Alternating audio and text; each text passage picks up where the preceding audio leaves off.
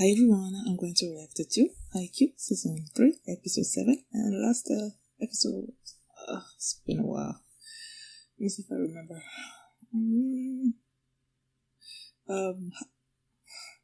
Hinata, he battled the meteor, right? Like he was about to spike, and then he was looking, and then he used his left hand, I think, if I remember correctly. His body was going like this, but then he did this and scored. And I think Suki also displayed a move that he's been practicing, some kind of delayed spike thing. I forgot the proper term for it, but yeah, he was awesome. And then we were worried about Kageyama too at one point, because we were like, he's the one that's been touching the ball the most, so he must be tired or something. But nah, he wasn't. So before we get into this episode, if you guys like my reaction, please give it a thumbs up, please subscribe, and please consider supporting on Patreon at patreon.com/feelme. And now let's start this episode, and here we go. Okay guys, in case the reaction gets blocked and I had to cut out the reaction itself, you can just look in the pinned comments in the comment section where for the link to the reaction highlight itself, so you can just click on it, watch it, and then you just come back for my review. Left hand. Yay!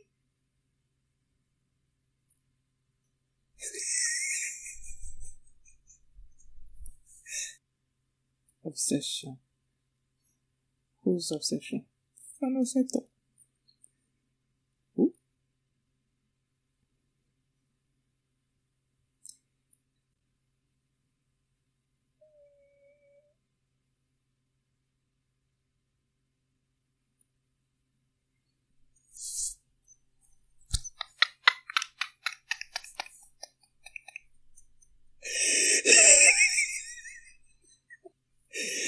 It's really wild to marry me. Oh my god, that's so funny. Cowboys.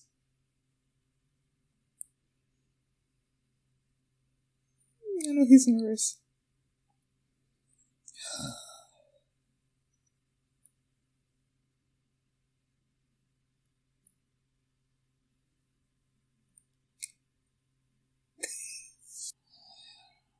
Ah, I miss it.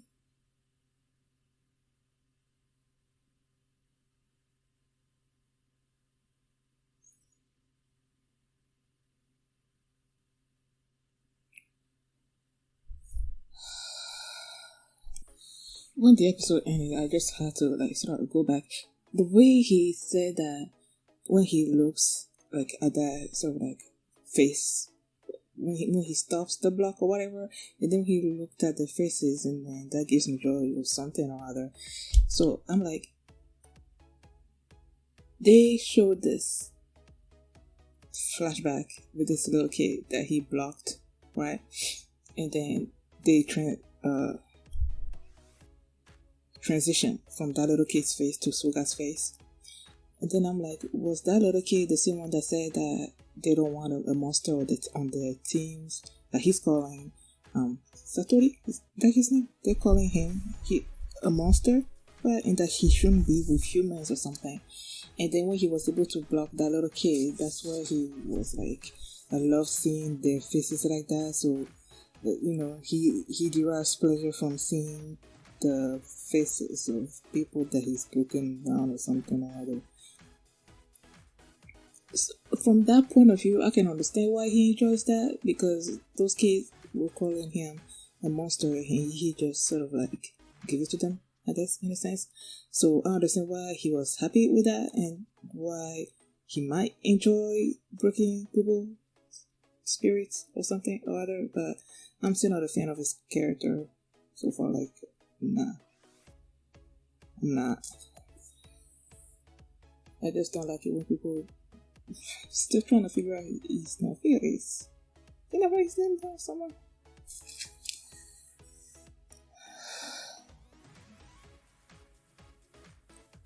I don't like when people try to break other people's spirits. So that's probably why in the beginning I didn't particularly like Suki.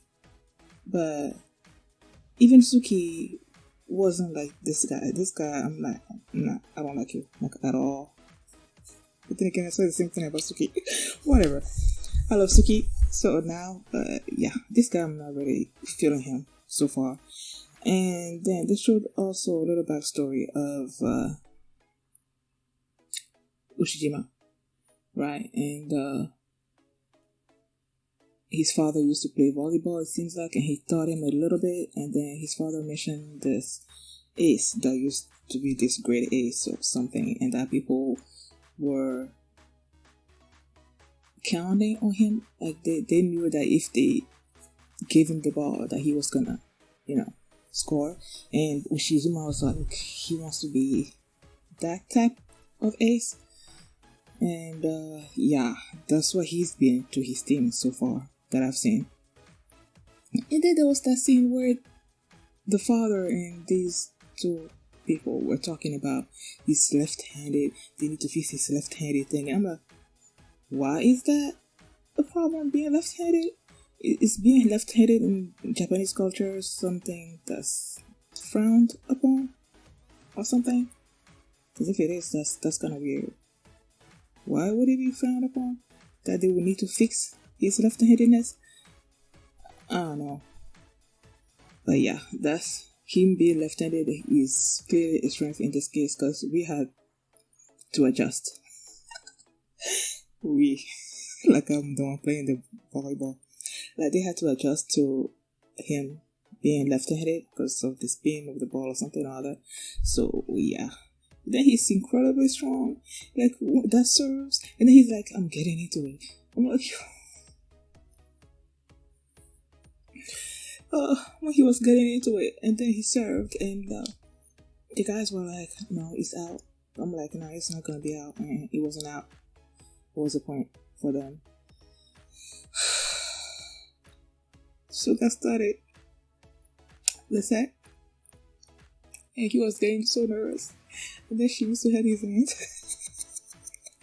And then he said, they're not gonna get married right now. I don't know why I don't quite remember how he said it, but he mentioned marriage.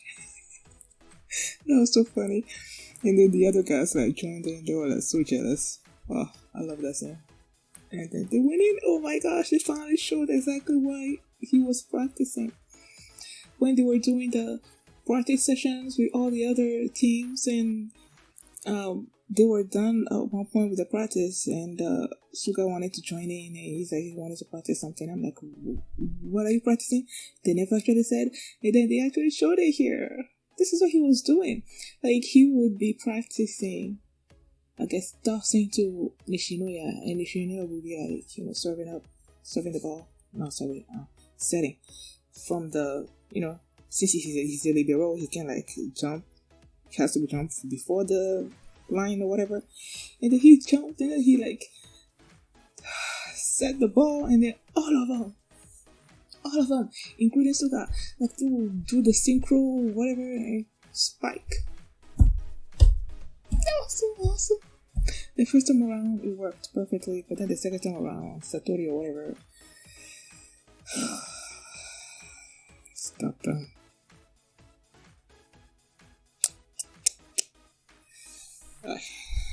Nah, I think they've passed us when it comes to the points, right? I know we started strong. Well, I think we were at 4 or something, but then again, they just surpassed us, I think. So yeah, Suki is injured. I feel so bad for him. Okay, he's practiced so much, like analyzing stuff so much just to try to stop Ushiwaka and his spikes. And it was working, like, to a certain degree. Like, I was about to say it was really working. But then again, Ushijima started adjusting to it. Like, there was the one point where he was about to spike, right? And then they were, like, in front of him trying to block him. But then again, he unconsciously or something or other spiked to the other side. But then the ball was out. So yeah, he's trying to find a way around the block, and then he had to get injured, man.